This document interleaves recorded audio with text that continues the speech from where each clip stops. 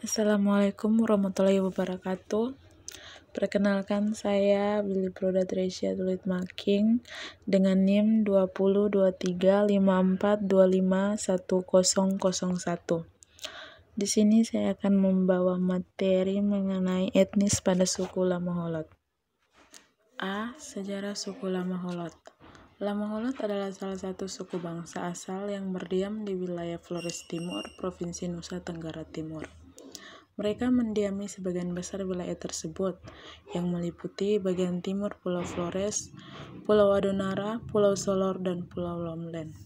Dalam wilayah ini, mereka hidup berdampingan dengan kelompok-kelompok lain, seperti orang Gedang, orang Labala, dan di samping adanya kelompok pendatang seperti Bugis, Makassar, Buton, dan keturunan Cina.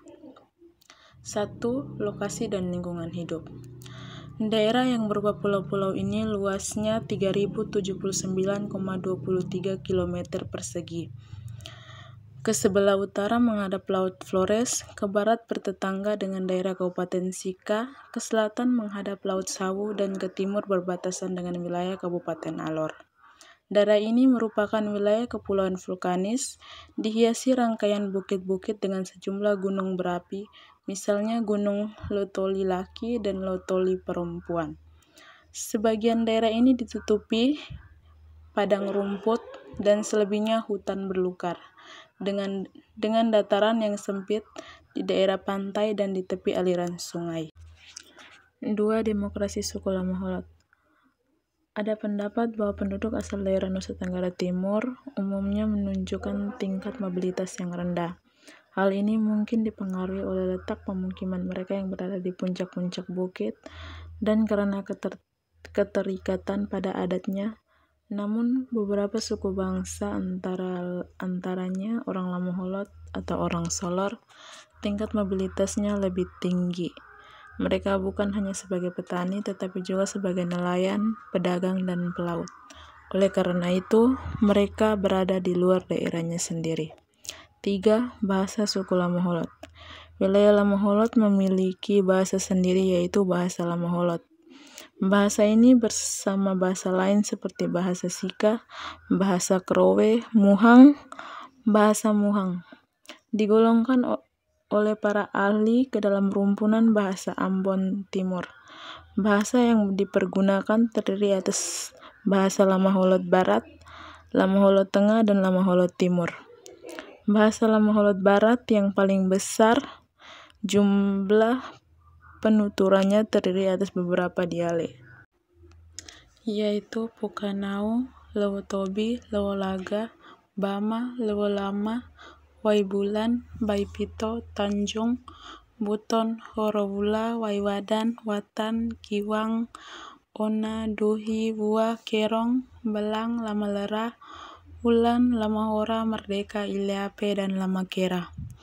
Bahasa Lamaholot Tengah terdiri atas dialek Mingar, Lewopenutu, Lewotala, Lewokukung, Imaldo, Lewuka, Kalikara, dan Painara. Bahasa Lamaholot Timur yang paling sedikit jumlahnya penuturannya terdiri atas dialek Lewololong dan Lamatukan. 4. Pola perkampungan suku Lamaholot. Mereka yang berdiam di pedalaman, ada yang mendirikan rumah di atas bukit, dan ada yang di daerah dataran suatu lembah, serta yang di pantai mendirikan rumah-rumah di sepanjang pantai. Pada masa lampau, mereka umumnya memilih pemukiman di puncak-puncak bukit yang sulit untuk dijangkau. Pada masa kini, sebagian desa-desa mereka masih memperlihatkan ciri-ciri tradisi, meskipun di sana sudah masuk unsur-unsur pengaruh baru dari luar. Orang Lamaholot mendiami suatu wilayah tempat tinggal berupa desa atau kampung yang disebut Lewotana atau Nialaga. Rumah-rumah tradisional Lamaholot biasanya menghadap ke laut atau membelakangi gunung. Rumah itu umumnya berupa panggung. Struktur rumah terbagi atas bagian depan dan bagian belakang sebagai beranda, bagian kiri dan kanan sebagai tempat untuk tidur dan tempat upacara. Bagian tengah menjadi dapur, dan bagian atas atau loteng sebagai tempat penyimpanan benda-benda pusaka. Bahan untuk pembuatan rumah adat adalah kayu, lontar, dan bambu. Atapnya terbuat dari rerumputan, ijuk, dan lantai tersebut dari papan atau bambu. Setiap rumah terdapat tiang utama yang suci yang berupa tempat arwah leluhur. Rumah adat yang disebut korke terletak di bagian belakang dari sebuah kampung. Dalam bangunan adat ini terdapat sebuah tiang suci yang disebut Ria Lima Lanang sebagai lambang yang maha kuasa atau reraulan tanah ikan. Pada halaman korke terdapat bangunan pagar batu yang di atasnya terletak sebuah menhir, sedangkan bagian lain ada bangunan megalitik sebagai tempat persembahan kepada Yang Maha Kuasa dan kepada leluhur. Bangunan ini disebut Nabanara. Dalam kompleks bangunan megalitik ini terdapat halaman yang luas sebagai tempat pementasan tarian-tarian sakral. 5.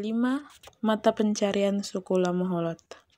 Mata pencarian utama adalah bercocok tanam di ladang dengan tanaman utama padi. Pertanian ini dilakukan dengan sistem tebang bakar.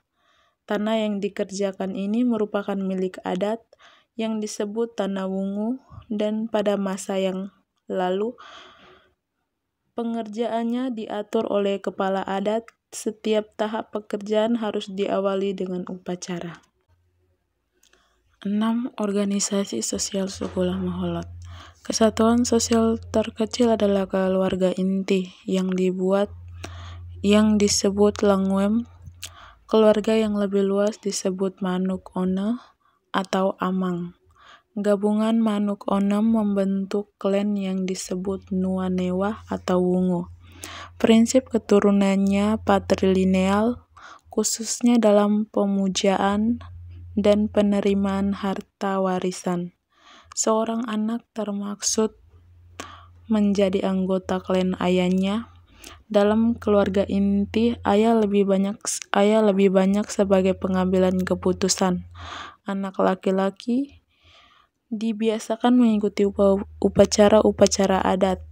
Anak laki-laki bertanggung jawab terhadap saudara perempuannya, dan hubungan anak laki-laki dengan ibunya terjalin erat. Sebaliknya, hubungan antara anak perempuan dengan ayahnya ditandai oleh hubungan sungkan.